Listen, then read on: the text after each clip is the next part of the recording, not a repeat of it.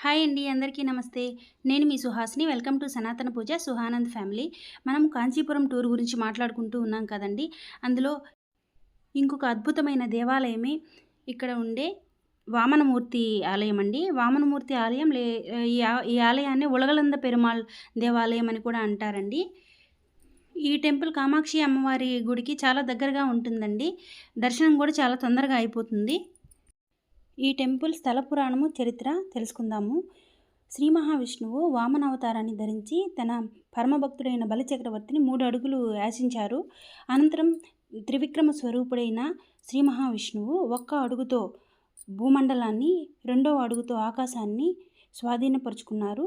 మూడవ అడుగు బలిచక్రవర్తి శిరస్సు పైన ఉంచి ఆయన్ను అనుగ్రహించాడు. వామనావతారం పూర్తయిన తర్వాత నారాయణుని తల్పమైనటువంటి ఆదిశేషువు తాను త్రివిక్రమ స్వరూపాన్ని దర్శనం చేసుకోవాలని శ్రీ మహావిష్ణువుని కోరుకుంటారండి. అప్పుడు ఆయన కాంచీపురమందు త్రివిక్రమ స్వరూపంగా దర్శనమిచ్చారు. అదే మనం ఇప్పుడు చూస్తున్నటువంటి వామనమూర్తి ఆలయం అండి.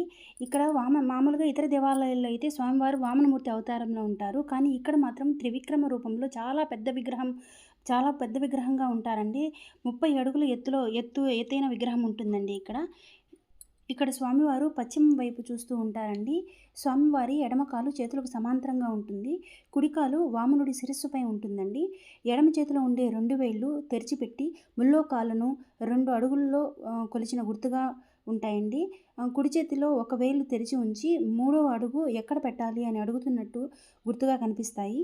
ఈ స్వామివారి దేవేరి పేరు అమృతవల్లి అండి. ఇక్కడ ఆమెను అముదవల్లి అని కూడా పిలుస్తూ ఉంటారు. స్వామివారి గర్భాలయానికి పక్కన ఆదిశేషువు సన్నిధి కూడా ఉంటుందండి. ఇది స్వామివారి గర్భాలయానికి ఎడమ పక్కన ఉంటుందండి. ఇక్కడ రాహుకేతు పూజలు, సర్పదోష నివారణ పూజలు కూడా చేస్తూ ఉంటారండి. ఈ దేవాలయంలో 108 వైష్ణవ దివ్య తిరుపతులలో 5 ఇక్కడే ఉన్నాయంటండి. మేమైతే సమయం అయిపోయిందండి. మేము వెళ్ళేటప్పటికి క్లోజింగ్ టైంలో ఉండింది. అందువల్ల మేము వాటిని దర్శించుకోలేకపోయాము. కేవలం మేము త్రివిక్రమ రూపంలో ఉన్నటువంటి వామనమూర్తి స్వామిని మాత్రమే దర్శించుకోగలిగామండి. ఇక్కడ ఉన్న కోనేరు కూడా చాలా విశిష్టమైనదంట. దాన్ని కూడా మేము దర్శించుకోలేకపోయామండి.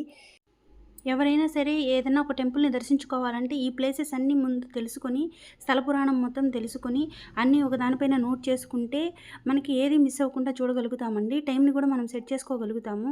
లేదంటే ఒక ఐడియా లేకుండా మనము టైం వేస్ట్ చేసుకుంటామండి. యాక్చువల్‌గా లోపల వీడియో తీయకూడదండి. మేము కొంచెం వీడియో తీస్తూ ఉన్నాము. పూజారి అయితే మమ్మల్ని అరిచారండి.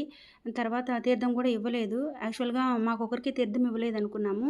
క్లోజింగ్ టైం అయ్యేప్పటికి ఆ కోపం మా మీద చూపించి ఇంకా అక్కడికి తీర్థం ఆపేశారండి. ఇది మేము తీసుకున్న రూమ్ అండి. ఆర్యవైశ్య భవన్ అని అమ్మవారి టెంపుల్‌కి, కంచి కామాక్షి అమ్మవారి టెంపుల్‌కి దగ్గరగా ఉంటుందండి. త్రిబుల్ బెడ్ రూమ్ అండి ఇది. ఏసీ రూమ్ అండి. మామూలుగా అయితే 4 అంటే ఒక మెంబర్‌కి 400 అన్నారు. మామూలుగా మేమంతా 6 మెంబర్స్ ఉన్నామండి పిల్లలతో కూడా కలిపి. మాకైతే 2100 తీసుకున్నారండి. ఈ రూమ్ అయితే చాలా విశాలంగా ఉంది. మేము ఇంతకుముందు చూసిన రూమ్ అయితే త్రిబుల్ బెడ్ ఉంది కానీ అది చాలా బాగుండిందండి. ఇంతకుముందు చూసిన రూము అది కూడా 2200 ఏమో చెప్పారండి. అది కూడా ఏసీ రూమేనండి. కాకపోతే లోపల ఖాళీ ప్లేస్ లేదు. దానివల్ల మేము 6 మంది సరిపోయే వాళ్ళం కాదు. అందుకని నెక్స్ట్ ఈ రూమ్కి వచ్చామండి. మాకు విడిగా 2 బెడ్స్ కూడా ఇచ్చారు. అంటే అందరికీ బెడ్ సరిపోదు కదా, అందుకని విడిగా 2 పరుపులు ఇచ్చారండి. మేమైతే ఇద్దరం కింద పడుకున్నాము. పిల్లలు మా అత్తగారు బావగారు పైన పడుకున్నారండి. ఇక్కడ వాష్రూమ్ కూడా చాలా విశాలంగా ఉందండి. హాట్ వాటర్ ఫెసిలిటీ కూడా ఇచ్చారు. సో మాకైతే ఇదైతే చాలా బాగా నచ్చిందండి. పెద్దవాళ్ళ కోసం లిఫ్ట్ ఫెసిలిటీ కూడా ఉందండి ఇక్కడ. పిల్లలైతే చాలా బాగా ఎంజాయ్ చేశారు. నాన్ ఏసీ రూమ్స్ అయితే 2000 బిలోనే ఉన్నాయండి. 1800, 1500 అలా ఉన్నాయి. ఏసీ రూమ్స్ అయితే 2000 అబోవ్ ఉన్నాయండి.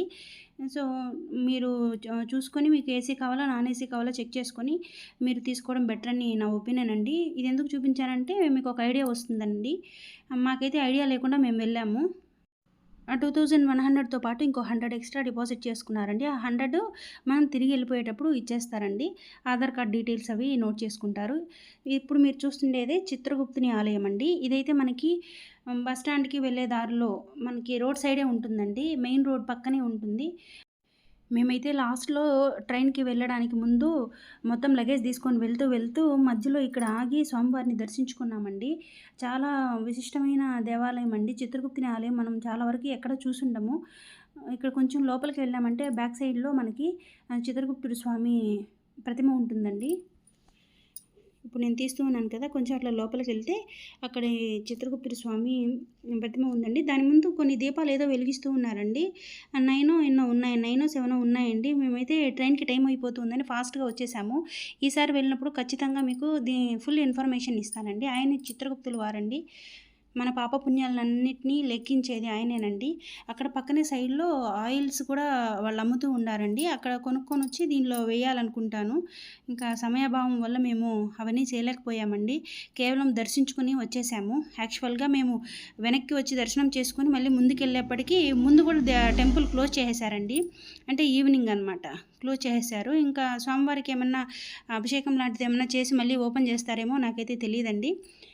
సో, నెక్స్ట్ టైము మీకు ఫుల్ ఇన్ఫర్మేషన్ ఇస్తాను ఈ టెంపుల్ గురించి. ప్రస్తుతానికైతే ఈ త ఈ స్మాల్ ఇన్ఫర్మేషన్‌తో సరిపెట్టుకోండి.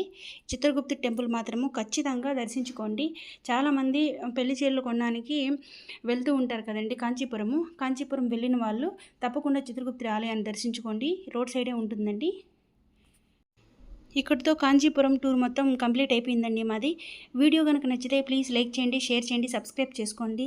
మిగిలిన వీడియోస్ అన్నీ కూడా నా ఛానల్‌లో చాలా క్లియర్‌గా ఇచ్చున్నానండి. మీరందరూ తప్పక చూడండి. మీకు బాగా యూజ్ అవుతుందని అనుకుంటున్నాను. Thank you.